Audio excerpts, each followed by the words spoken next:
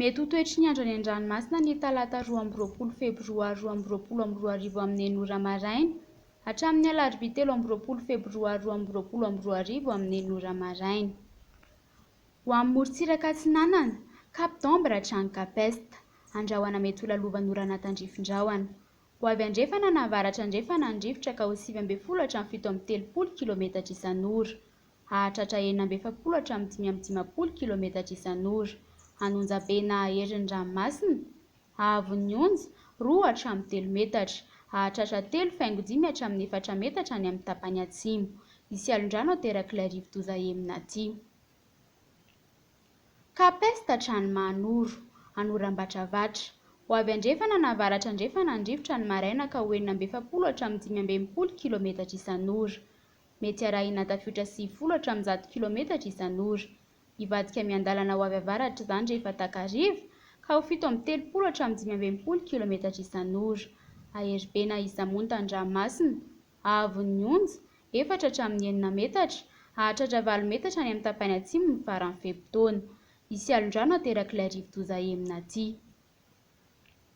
Mahanoro hatrany Taolagnaro, hitohy hatrany ny ora mikija.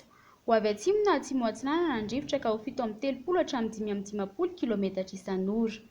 Hahatratra 80 km isan'ora ny rivotra eo ampidiran'ilay rivo-doza an-tanety ary arahina tafiotra 50 km isan'ora.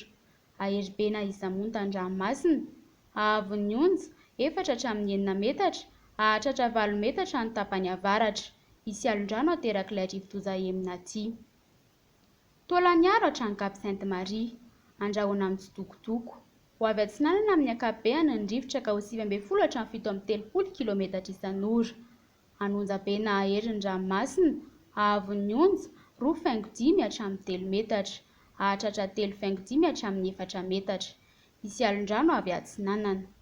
Ho amin'ny morontsiraka andrefana, Cap Sainte-Marie hatrany Cap Saint-Vincent, Ibalika ny masoandro. Ho avy atsimo na atsimo atsinanana ny rivotra ka ho 9 hatramin'ny 7 km isan'ora, hahatratra 9 hatramin'ny 5 km isan'ora ny atsimon'ny Toliara. Anonjabe ny ranomasina, ahavon'ny onja 1,5 hatramin'ny 2,5 metatra. Cap Saint-Vincent hatrany Cap Saint-André, andrahoana vitsy izay ho lalovan'orana tandrifin-drahona vitsy any avaratry Morondava. Ho avy atsimo amin'ny ankapobeny ny fitsokin'ny rivotra ka ho 9 hatramin'ny 7 km isan'ora, hahatratra 9 km isan'ora.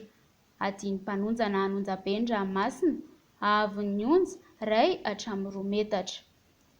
Cap Saint-André hatrany Analalava, anorana tandrifin-drahona amin'ny tsitokotoko.